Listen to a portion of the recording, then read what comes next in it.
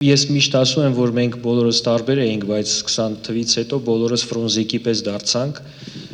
տխուր աչքերով մարդիկ, ովքեր որ շատ կարևոր գործ են անում, կամ չեն անում, բայց բոլորս այդպիսին ենք,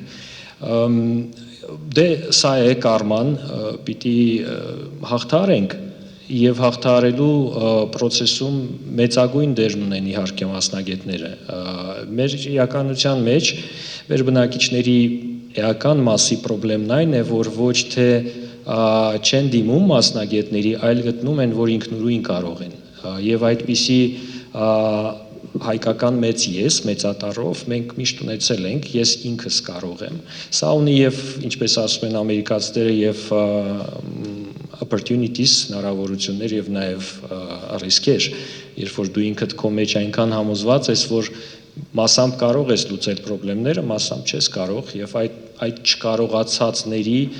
մասա ենք տեսնում տրանսպորտում, փողոցներում, միմյանց կողքին, ովքեր կամ փորձում են, կամ արդեն չեն փորձում, այս երկու վիճակը կա։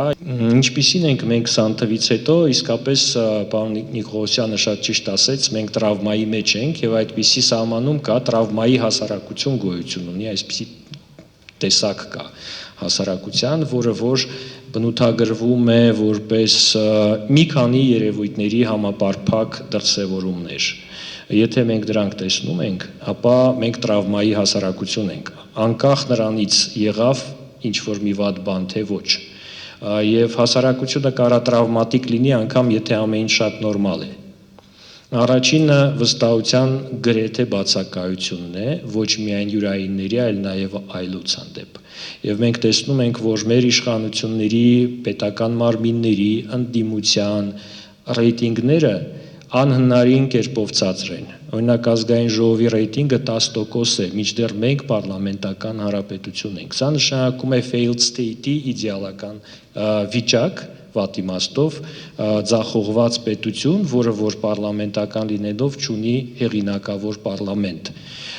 Սա անգամ եթե չլիներ 20 թիվը, այն որ մենք պետություն ենք, որին չենք վստահում, արդեն տրավմայի հասարակություն ենք։ Եկեք ֆիքսենք սա։ Սոցիոլոգիան տեսնում է ավելի խորքային բաներ շատ հաճախ, քան օրինակ քաղաքագիտությունը։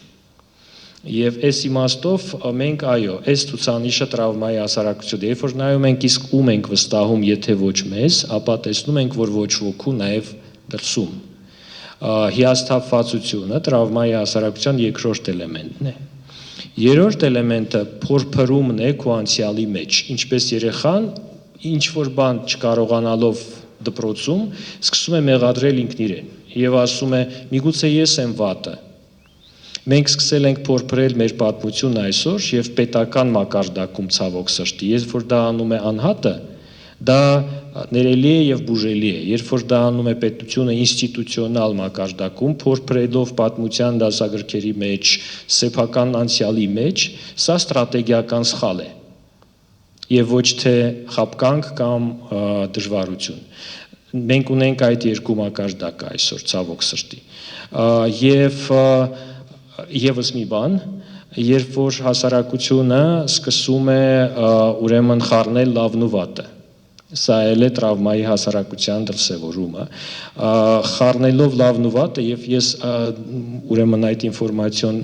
տեսանյութը նայելով տեսա, որ մենք մի փոքր եւս շատ նեղացրել ենք հոգեվոր առողջությունը եւ հոգեբանականը, մենք ասում ենք հոգեվոր գծիկ հոգեբանական,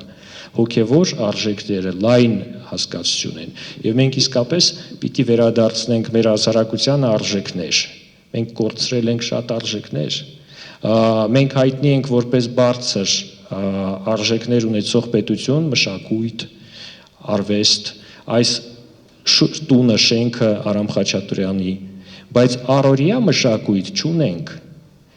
կենցաղավարություն չունենք, ծնողավարություն չունենք։ Եվ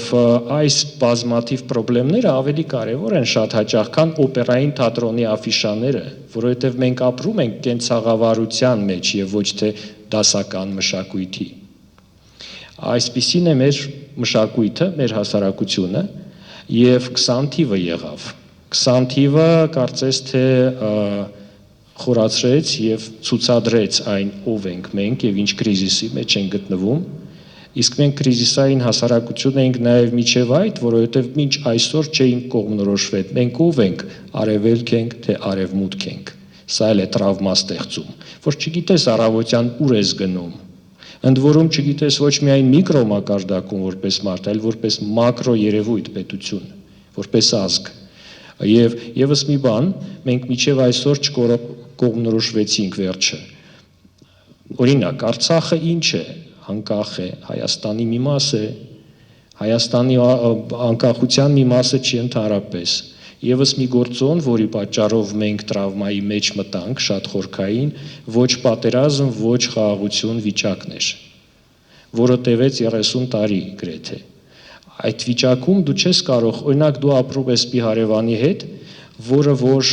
օբյեկտիվորեն կամ սուբյեկտիվորեն տականք է, սպառնալիք է, բայց դու չգիտես իր հետ ընկերություն ես անում, հարևանություն ես անում, թե կռիվ ես անում։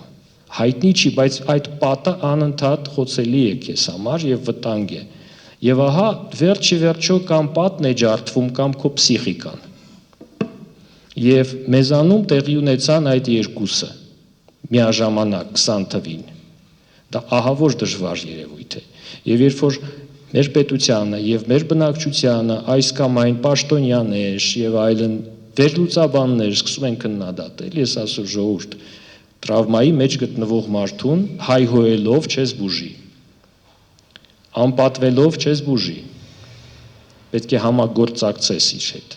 խոսես իր հետ, եւ կարողանաս դա անել, նշանակում է գոնե մասնագետներով մենք չպիտի տրավմայի հասարակության ներկայացուցիչները լինենք, բայց միևնույն ժամանակ, որպեսզի մենք իրեն հասկանանք, պիտի լինենք այդպիսի վիճակի ներկայացուցիչ։ Եվ սա էլ է դիլեմա շատ բարդ մասնագետի համար, դու եւ պիտի լինես ավելի առողջ, եւ պիտի լինես շատ ավելի հիվանդ, որպեսզի երկու իրավիճակները հասկանաս, կարողանաս հասկանալ։ Այս է, պարոն Նիկողոսյան, սա որպես challenging։ Բաժանորդագրվեք Արմադ մեդիայի ալիքներին YouTube-ում, Facebook-ում, Instagram-ում եւ Telegram-ում։